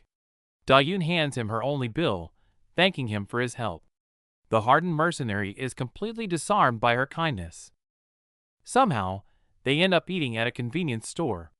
He scolds her between bites for giving all her money to a stranger, shifting from assassin to worried big brother. He grumbles that he didn't expect the money back. But Da-yoon insists, smiling brightly, saying debts must be paid. Her pure logic leaves him speechless. She asks his age. He hesitates before mumbling. 17. Her face lights up dash. "We're the same age!" And the barrier between them instantly vanishes. Knowing their peers, Da-yoon drops the formalities. She excitedly asks if he's a foreigner. He awkwardly plays along, lying that he's just on vacation. Hearing he travels alone, her eyes widen in awe. When he casually mentions visiting over 20 countries, she's completely dazzled by a world she's never seen. She assumes he loves traveling. He goes quiet. His travels were missions of blood and death. He taps his foot, a heavy bitterness settling in his chest. Walking away, his silhouette is lonely against the sunset. The city lights are warm, but his world is cold. That brief moment of normal life feels like a fragile dream. The warmth is shattered instantly. Outside the store, his injured comrade, 032, watches them like a hawk, a cold smirk forming on his face. Target acquired. Inside the store, oblivious Dayun strikes up a conversation with the stranger in the red hoodie, met only with silence. The red hoodie speaks heavily of finishing a job, leaving Dayun thinking it's just ordinary work. Mid-conversation, the red hoodie's eyes snap wide, instantly sensing a murderous intent closing in. Violence erupts instantly. A figure is blasted against the wall, leaving Dayun screaming in terror. The victim groans in agony, while a fist crackling with terrifying blue energy charges up for the next blow. With zero mercy, the devastating punch lands squarely on the silver-haired man, crushing him. The silver-haired man realizes who hit him. Eyes shaking in terror, it's Agent 001, Aijin. Aijin shows no mercy, diving down with killing intent to end his opponent right here and now. The overwhelming pressure leaves the opponent helpless on the ground. Aijin's assault is an unstoppable storm. Seeing his comrade in danger, the red hoodie curses and launches a kick to interrupt Aijin's assault. Aijin halts, radiating cold fury, only to realize Dayun is standing right behind him, frozen in fear. The red hoodie yells at Aijin to take the fight elsewhere, but then Dayun trembles and calls out, "Appa?" The word brother freezes the red hoodie in his tracks. Dayun stares at the violence, unable to comprehend. Back turned to his sister, Aijin coldly commands her to leave immediately, desperate to hide this side of himself. Seeing her brother's bloodied face and murderous eyes, Dayun recalls a traumatic memory and panics. The red hoodie asks in disbelief how they know each other. Dayun shields Aijin. "He is my big brother." Dayun frantically explains it's a misunderstanding, that he's usually gentle. The red hoodie is utterly stunned. Learning the truth, the red hoodie lets out a long sigh, the deadly tension instantly turning into sheer awkwardness. The red hoodie calls the situation ridiculous, while Aijin desperately begs Dayun to stay away from him. The air freezes. Aijin is too ashamed to look at his sister, while her eyes are filled only with worry. On the sunset-lit street, Jean and his former comrade stand back to back. A casual all good hangs in the air, barely masking the thick, awkward tension between them. The guy in the hoodie loses his cool, glaring back at Jean. 001, does that girl really think you're her brother? Whose stupid idea was this little charade? Jin's eyes turn ice cold. Ignoring the taunt, he counters sharply, "Answer me first. Are you still in contact with the camp? Are you here for them, or for revenge?" Hit by the question, the hoodie guy clutches his chest and snaps, "Does it matter? Why keep asking the same thing?" Jean remains silent, his gaze heavy with pressure. Finally, the hoodie guy grits his teeth and confesses, "I came alone when I heard you killed 006. Not for loyalty to the camp, I just wanted revenge." His voice drops, heavy with grief. "We never got along, but in that hellhole, 006 was the only family I had. I did this for him." The hoodie guy covers his face, unraveling. "I don't know why I'm like this. We barely spoke outside missions, but when I heard he died, I just lost it." Watching his former comrade break down, Jean suddenly speaks, dropping a bombshell. 006 isn't dead. He's alive. The hoodie guy snaps his head up, eyes wide with shock. Jean explains calmly, he faked his death and went into hiding so the camp wouldn't hunt him down. Stunned by the revelation, the hoodie guy freezes, cold sweat trickling down. "No wonder. You kept asking if I was with the camp to check if I could be trusted?" Jin's gaze is steady. "I had to be sure. You know the rules. If you were still loyal, you'd report him instantly, family or not." Overwhelmed by the truth, the hoodie guy lowers his head and lets out a dry, manic laugh. Ha, ha, ha. He feels like an absolute fool. Composing himself, the hoodie guy stares at Jean. "And you? Why are you staying here?" Jean licks his lips and replies simply, "I just came home." Still incredulous, the hoodie guy points a finger. So you're really playing brother? Did you lose your memory too? Did you forget everything? My memories came back a while ago. Jin's eyes darken, a faint, resigned smile on his lips. I haven't fully betrayed them, but I have things to protect now. His gaze turns steel hard as he recalls the turning point. It wasn't for nothing. It was simply because I couldn't follow their orders anymore. Just as the tension eases, the hoodie guy asks, by the way, tell me how you met Dayun. Hearing his sister's name from a mercenary, Jin's gaze instantly shifts. Chapter 55 cover, How do you know Dayun? That question ignited Jin's rage. The fight is about to start. Terrified by the sudden murderous intent, the hoodie guy stumbles back, sweating buckets. Whoa! Calm down.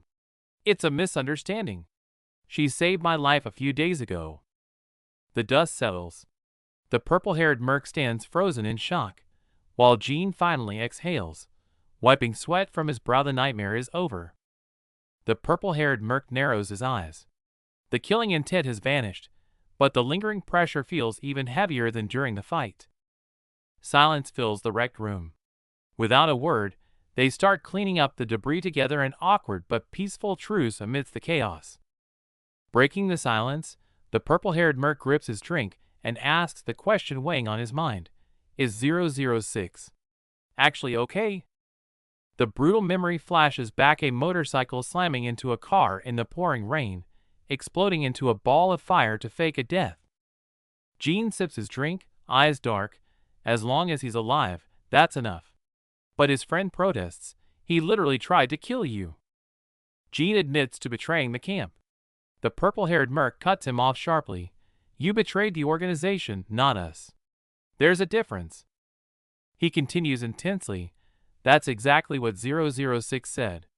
The 001 who protected us through hell would never betray his family. The truth comes out. On the day the camp ordered Jin's execution, 006 and the others refused to follow orders. A cold smirk forms on his face. Trust me, they hate the camp way more than they could ever hate you. Jin asks to contact 006, but gets shut down. Impossible. Unless he reaches out first, he's a ghost to everyone. Guilt washes over the purple-haired merc. I almost died coming here without knowing the truth. I had no idea he was alive. Jin reveals the painful logic. He kept his distance, so the camp couldn't use you as bait. He's protecting you. Thinking of 006's sacrifice, he looks down somberly. He'd rather die than let us get hurt. That's just who he is. Then, a shocking revelation. The camp is keeping your survival an absolute secret. Jin freezes, eyes wide. Only the top brass knows, he explains. That's why they can't send a massive army after you without raising questions. Jin demands, how did you find out? His ally points to the shattered helmet debris. 006 left the clues behind. Preparing to leave, he outlines the plan. I'll head somewhere else and leave false trails to throw the camp off your scent. As they stand together, they fail to notice a girl hiding behind a pillar nearby, peeking out with terrified eyes. Cut to a hair salon. Seeing a rare flicker of emotion on Jin's face, his friend teases, wow, can the legendary 001 actually make a face like that? At twilight, clutching his wound, 032 asks to say goodbye to Ijin's sister. Ijin freezes, but before he can eject, 032 worries that leaving without a word might confuse her. Feeling indebted to her kindness, 032 decides he must say goodbye. Ijin is left walking alone into the sunset, his long shadow reflecting the weight on his mind. Meanwhile, the girl asks 006 if they knew each other. He breaks into a cold sweat, awkwardly admitting it, but his nervousness instantly makes her suspicious. Faced with her questions, 006 stammers, but suddenly his expression shifts. His panic is replaced by a sharp, golden gaze as a dangerous instinct awakens within him. Classmates excitedly gossip about how pretty Ijin's sister is. Sukju, the silver-haired heir, listens with a look of utter boredom and disdain. The excitement vanishes instantly.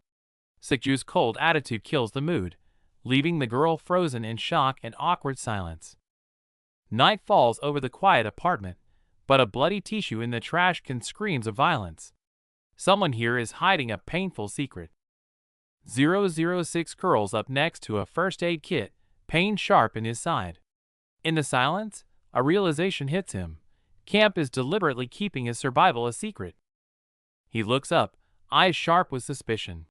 He can't figure out the organization's game. Suddenly, a noise from the darkness snaps his attention back to reality. A mysterious figure lurks in the dim corridor.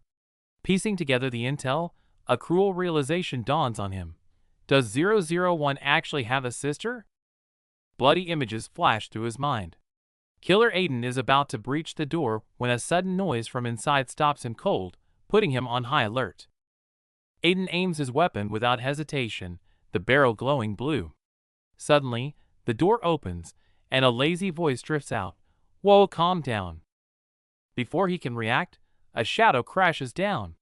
The stitch-faced monster, Aiden, lands heavily, causing the man in red to scream in terror. "Aiden?" Aiden looms over him, eyes radiating murder, as he orders the gun down. The man in red panics, sweating profusely. "You escaped camp yourself. What are you doing here?" Ignoring the excuses, Aiden demands to know if the traitor has been found. The man in red trembles, gun shaking in his hand, trying to act tough as the tension explodes. Talk is over. Aiden's stitched hand glows with eerie light as a blade materializes. The man in red's eyes go wide. Death has arrived. No chance to fight back. Aiden pins him down like a beast, blasting energy straight into his chest. The man in red contorts in agony, letting out a stifled scream. Aiden stares down at his prey with a cruel grin. Since he ignored camp's orders, there's only one outcome. Aiden is here to execute him. Writhing in pain, the man in red demands to know if the organization sent him. Aiden tilts his head, baring sharp teeth, and casually confirms the mission, but then pauses. Before he can finish, a heavy fist slams into the man's face. Blood splatters as he's sent flying, completely blindsided by the surprise attack. The battle erupts. Red Hood takes a direct hit, blood spraying everywhere as a pained scream tears through the air. White Hair isn't spared either, sent flying across the room. Scarface stands in the shadows like a demon mocking, "Your reflexes are pretty good." Blood gushes through his fingers. Red Hood clutches his wound, gritting his teeth as he demands to know what this maniac is doing. Scarface grins savagely, admitting he's been waiting for this chance. Though wounded, Red Hood shoots back. "Admit it, you didn't act sooner because you were terrified of 006. The truth hits a nerve. Scarface snaps, rage exploding as he moves to crush the loudmouth in front of him. Killing intent boils over. A purple flash strikes, and before Red Hood can react, a lethal attack pierces through. It's a desperate brawl. Red Hood counters with an energy blast to Scarface's chest, but it barely slows the monster down. Absolute power gap. A heavy fist crushes into his gut, and Red Hood collapses, completely out of the fight. Red Hood curls up on the floor, gasping in pain. His silenced pistol skids away, lying uselessly on the ground. Scarface casually picks up the gun, eyes filled with contempt. "You arrogant bastards are all the same, even at death's door." He aims the gun at White Hair, ranting about their special treatment. Bloody but smiling, White Hair taunts, "Want special treatment? You should have improved your skills first." Bang! With a gunshot, Scarface stomps on White Hair's chest, sick of the mockery. The scene turns brutal. Scarface grinds his teeth. "Trying to piss me off? Useless. You're dying here regardless." White Hair glares back with the eyes of a beast. Another heavy blow. White Hair hits the wall like a ragdoll. Scarface advances with a blade, giving him no room to breathe. Bullets fly in the confined space, sparks showering everywhere. White Hair rolls desperately, struggling on the line between life and death. Seeing his prey gasping against the wall, Scarface crouches down, wearing a cruel smile like a cat playing with a mouse. The corridor is smeared with bloody footprints. Scarface raises his gun impatiently. "You're so annoying. Let's not make this a headache for both of us." He strolls slowly along the trail of blood, voice cold. "Where do you think you can run with a body like that?" Caught at last. A glowing hand pins the wound down hard as Scarface delivers his ultimatum. "Stay still, and I'll make it quick." Suddenly, a hand reaches out and grabs the gun barrel. Scarface's expression shifts instantly. "What?" The impact rattles his brain. The bespectacled enemy crumples, face twisted in sheer agony. Aijin moves like lightning. The enemy has no time to react, screaming as the pressure crushes him. A figure emerges in the dim hallway, radiating an overwhelming, chilling aura that freezes the air. His eyes widen as speed is inhuman. The next second, cold steel tears through flesh. Recognizing his old comrade, the killer screams 001 and lunges at the silver-haired traitor. Chaos erupts. Former allies become mortal enemies, bone-crunching impacts filling the room. A ruthless energy slash lands. He coughs up blood, his body nearly shattering from the blow. Another heavy hit. The blue-haired fighter collapses, strength drained, writhing in pain. Aijin is furious. His fist, glowing with blue energy, smashes into the enemy with crushing force. The punch connects solidly. A terrifying shockwave erupts, sending blood spraying into the air. The fight ends. The enemy is left a bloody mess, eyes filled with despair and disbelief. Dust settles. 006 stands amidst the wreckage, a heavy, deathly silence filling the room. Bloody comrades question each other, wondering how far fate will push them into this hell. Scene shift. Aijin arrives holding a black plastic bag, bringing vibes of daily life instead of death. Seeing his old friend shivering, Aijin says simply, "My sister said you looked hungry, so I brought food." The silver-haired guy is stunned.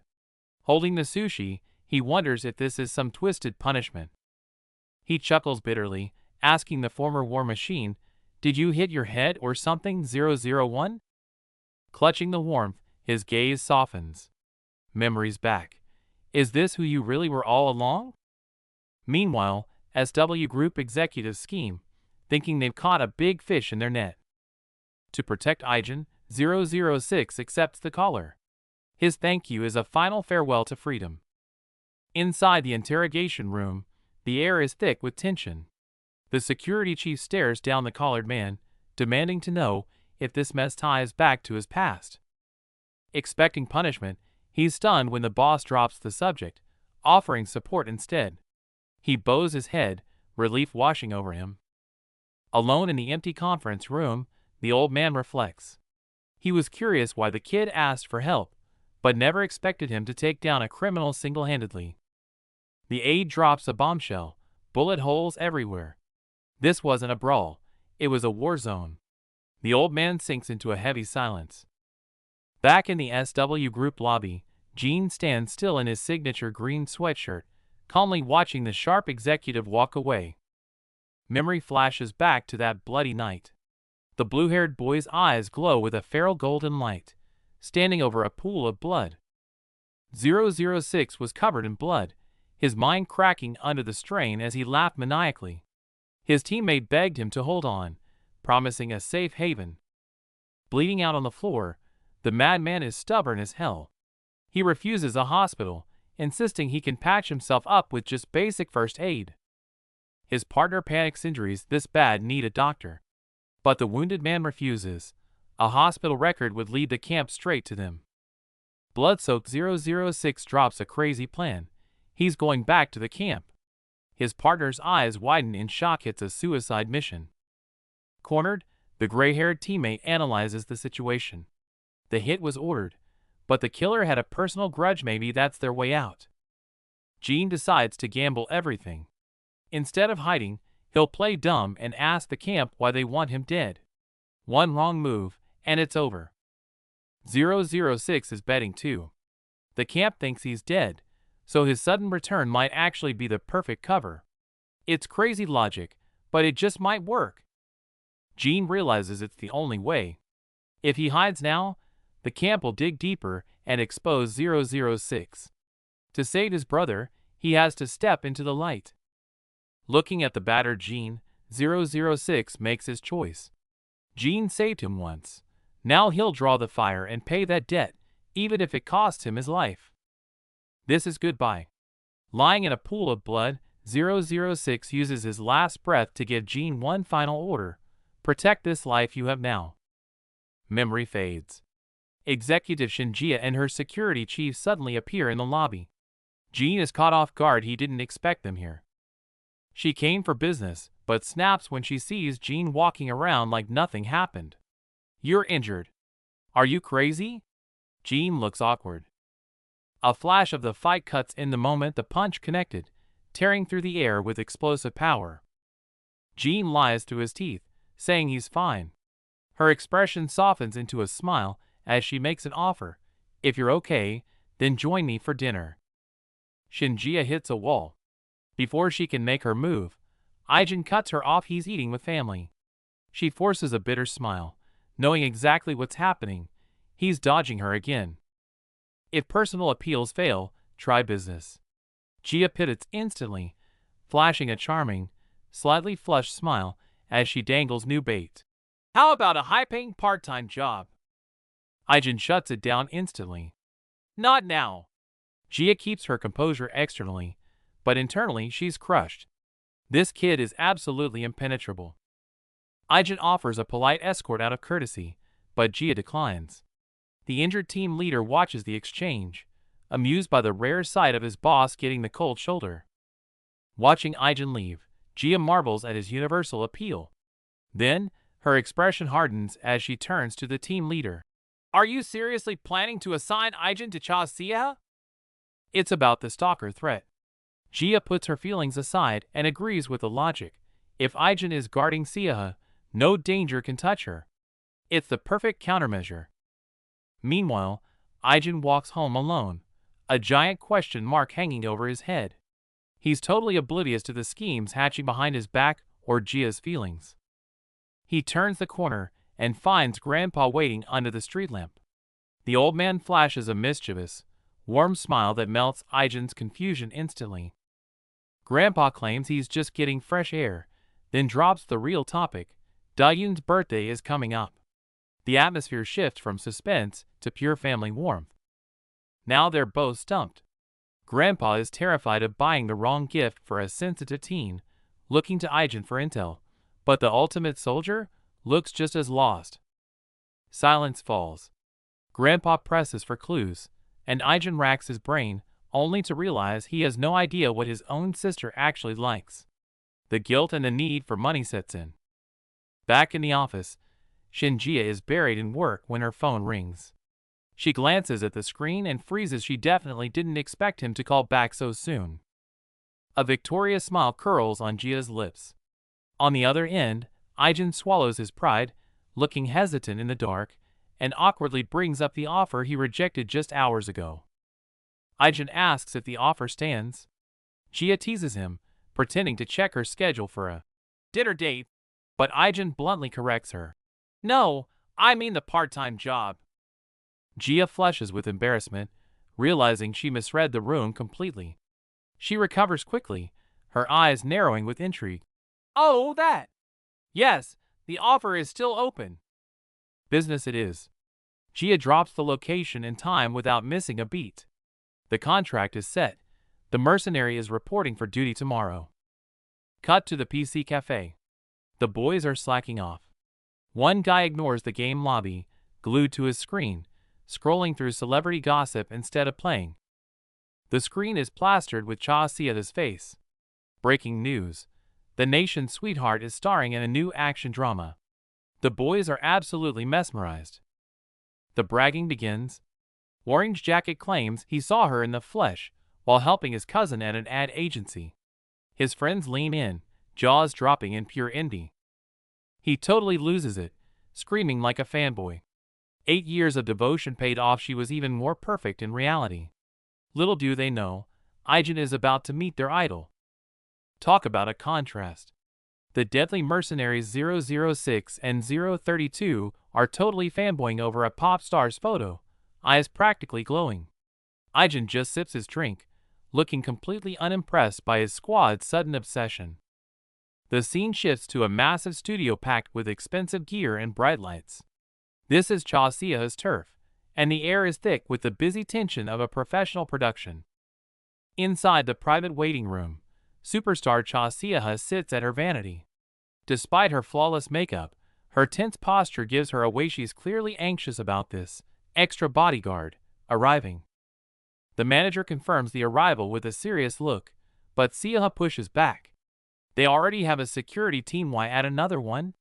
The redundancy makes her suspicious and uneasy. A massive SW bodyguard in sunglasses blocks the doorway, looking intimidating. The sweating manager explains he tried to refuse, but the higher-ups insisted on extra security due to recent threats. The sunglasses guy drops a bombshell. The new arrival is still a trainee. Hearing they're getting a rookie, the manager and star freeze, their faces twisted in pure disbelief. In the dimly lit equipment room, polished dress shoes step over a tangle of cables.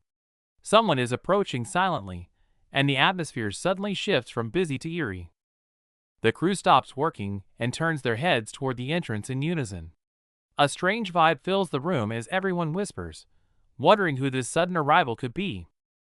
The veteran SW bodyguard looks annoyed, thinking a rookie will just be a burden. The manager is stuck apologizing on the phone, while Sia sits silently, her expression darkening with worry. Just as the sunglasses guy lectures that being a bodyguard isn't a game, a knock echoes from the door. The tension in the room spikes as everyone locks their eyes on the entrance. The handle turns, and the door swings open. The arrogant bodyguard's jaw drops, his eyes widening behind his sunglasses, as if he's seeing something impossible. Standing in the doorway isn't a hulking giant, but a teenager in a neat suit. Aijin stands calmly and introduces himself with zero hesitation. I was sent by SW. The manager looks the teenager up and down, jaw on the floor. You're the bodyguard? Aijin doesn't flinch, answering coldly. Yes. My name is Yu Aijin. The manager is about to dismiss him as just a pretty face, but a terrifying aura flares up around Aijin. A glimpse of his killer instinct pierces through his sunglasses, instantly chilling the air. The massive SW bodyguard blocks the doorway, looking down at Aijin with contempt. This isn't a game, kid. Aijin just looks up and politely asks, Can I come in? The manager quickly intervenes to let him in. Aijin walks past the stunned bodyguard with total composure. Meanwhile, Sia watches him intently through the reflection of her vanity mirror. The three men stand at the door, a mismatched group. Sia whips her head around, her sharp gaze locking onto this overly young bodyguard, her mind racing with questions. Facing the skepticism of the star and her crew, Aijin wastes no words. He stands tall, looking Sia straight in the eye. I'm Yu Aijin. I'll be your bodyguard from now on. Sia is baffled but manages a polite, Nice to meet you. Her eyes, however, are full of scrutiny. She clearly doesn't see this kid as a reliable security asset. Watching Aijin's handsome face and perfect posture, Sia gets suspicious. Is he really a bodyguard? Or is the company just using this as a stunt to debut a trainee idol? Inside the waiting room, the tension is thick. The SW security team reviews the situation. The stalker isn't new. The harassment has been going on for a long time. Sia curls up on the sofa, looking exhausted. The creep isn't just leaving weird letters. He knows her address, and that terrifies her. In this industry, seniority is everything. A colleague had warned him, never reveal your age, or these people won't take you seriously. Although the question about his age was dodged earlier, it clearly became a thorn in the security team leader's side. Sure enough, the sunglasses-wearing leader loses his patience. Wearing a fierce look, he calls Aijin into the dim corridor, ready to teach the kid a lesson. Arms crossed, the sunglass guy warns Aijin with utter arrogance. Since he's just a trainee, he should stay in the corner and watch how the pros work. The guy keeps mocking SW for sending a child, but Aijin suddenly calls out his full name coldly, his submissive gaze turning sharp in an instant. Just as the guy is about to explode, Aijin cuts him off, voice icy. If you don't want to get beaten to a pulp, you better listen closely. In a split second, the arrogant leader is sent flying, clutching his stomach in disbelief, while Aijin stands there calmly, his eyes remaining cold. Hearing the commotion, Sia rushes over, asking worriedly if everything is okay. Aijin instantly hides his killing intent and calmly replies, "I'm fine." Filled with guilt, she apologizes for the rude bodyguard, thinking Aijin was bullied, tears forming in the corners of her eyes. To break the awkwardness, she tentatively asks, "You're a student, right?" Aijin maintains his professional silence, not engaging at all. Staff call for her on set.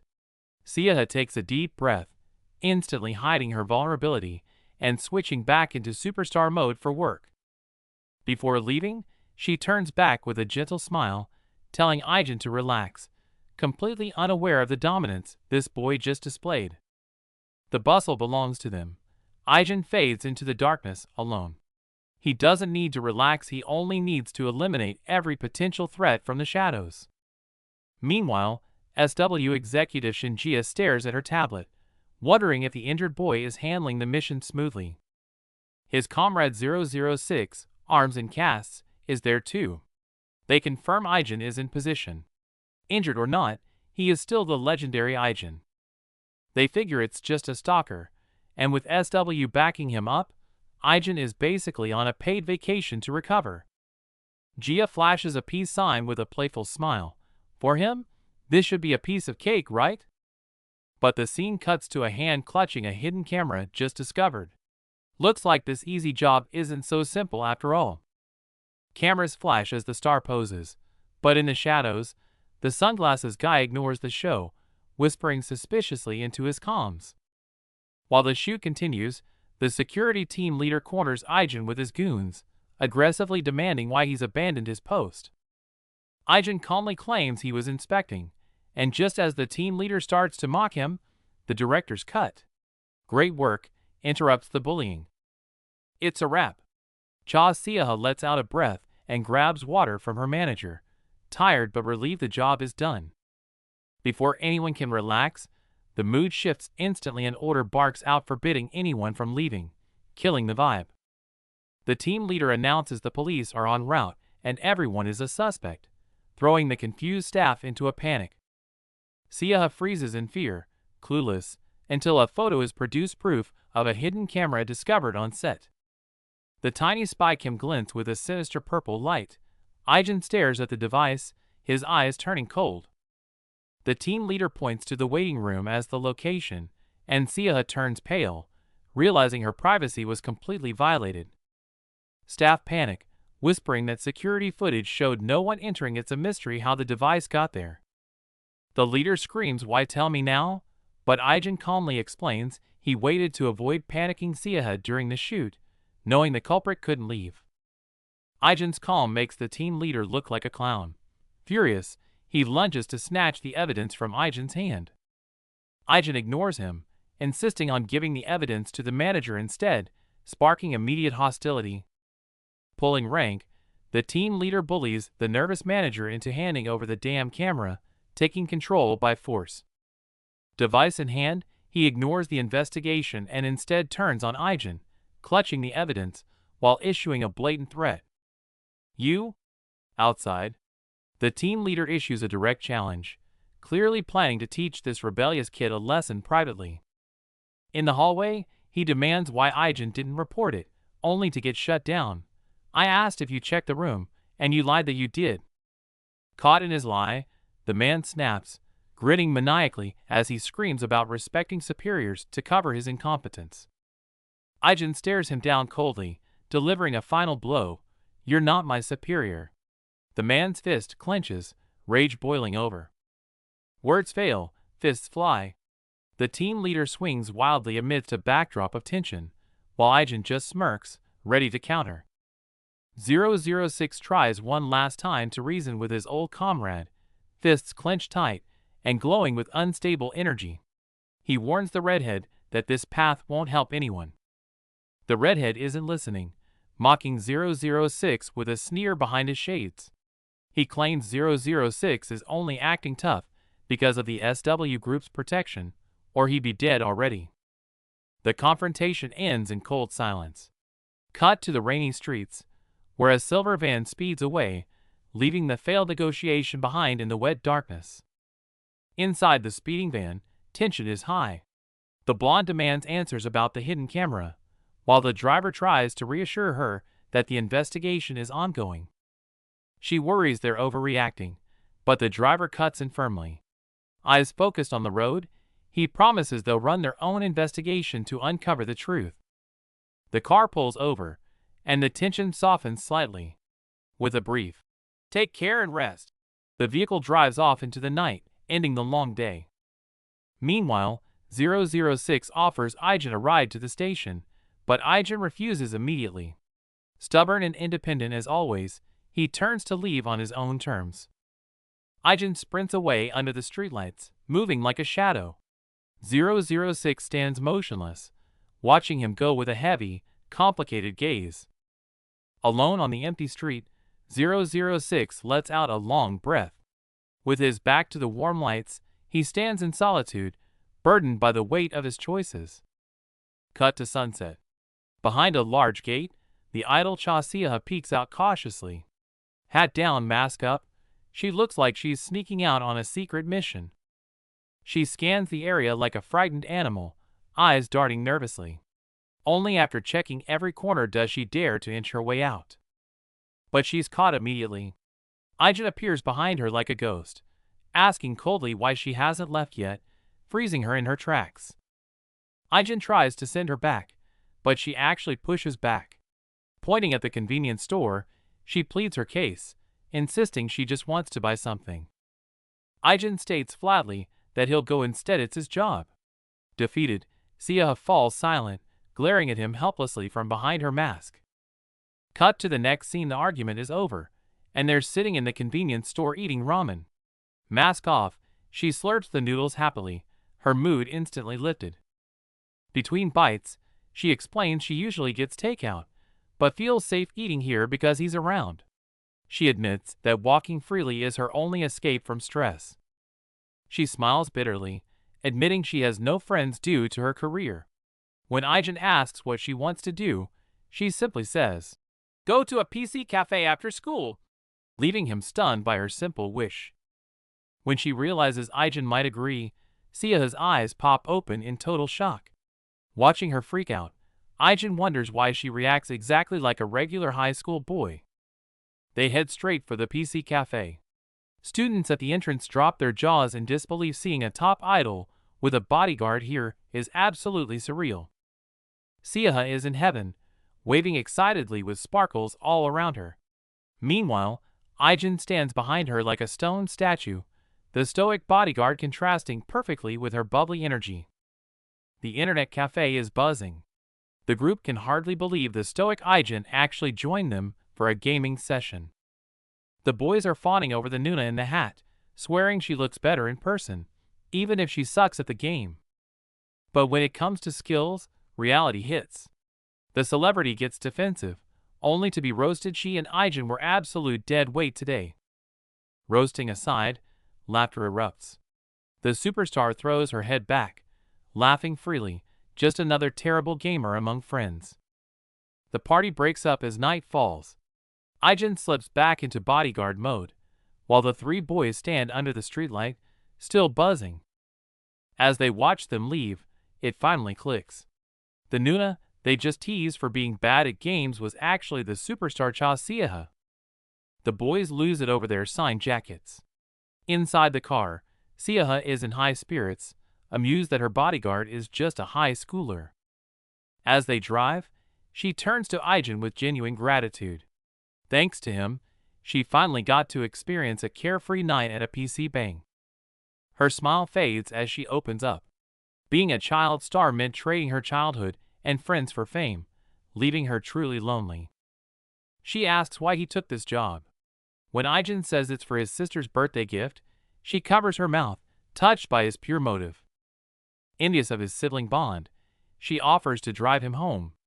Aijin, sticking to boundaries, instantly turns her down. Aijin keeps it professional, calling her Ms. Cha. She flusters and softly pleads with him to drop the formalities and just call her Nona. Silence fills the car.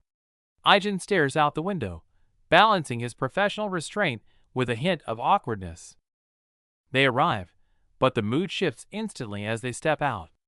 Aijin's eyes narrow. Someone is waiting for them in the shadows. A grim man in glasses steps forward.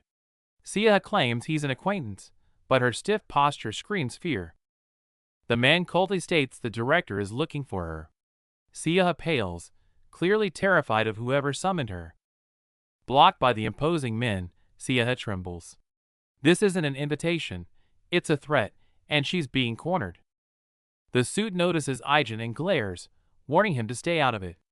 Their eyes lock, and the tension spikes to a breaking point. Just as things heat up, Sia steps in. Feigning calm, she tells Aijin to go home, desperate to keep the innocent student safe. She forces a gentle smile, urging him to rest. She has no idea the boy she's trying to protect is actually the deadliest person there. A black sedan speeds through the night. The blonde star, Cha Sia, looks annoyed, snapping back at the caller. Why should I answer? The tension is thick. She's clearly done with him. The creep is already waiting in the car. He smirks with chilling confidence, crossing his arms like he owns the place. Hey, Cha Sia, don't get ahead of yourself. It's a toxic ex. She's having none of it, reminding him they're done. She pushes the door open, cold and firm. Don't call me, and stay away from my house. Who said you could leave? He slams the door shut with a violent crash. Looming over her, he blocks her exit, the mask of civility completely gone. He explodes, veins popping as he screams, threatening to destroy her career. Think you're big now? I can end you in a second. She freezes, eyes wide with shock. The threat escalates to her family. His eyes glow red with malice as he looks down at her like prey. Shut your mouth and listen, before I go after your loved ones. A sudden scream pierces the air. The scene erupts in violence, energy crackling as the conflict turns physical, drowning out everything but her terrified cry. In a blink, a figure is sent flying through the air. A massive impact shakes the ground, leaving Sia trembling and utterly confused about what just happened. Dust settles, revealing Aijin. He stands there calmly, as if he just swatted a fly, and turns to the terrified girl. Are you okay? You can come out now. The creep scrambles up, furious and humiliated, screaming, Who the hell are you? Aijin shields the girl, his expression stone cold. I'm a bodyguard. A bodyguard? The creep is baffled. Meanwhile, Manager Kim is already on his knees, clutching his head in panic, realizing this situation just spiraled out of control. Seething with rage, the creep has no choice but to retreat. He glares into the rearview mirror, cursing under his breath and vowing revenge. See you later.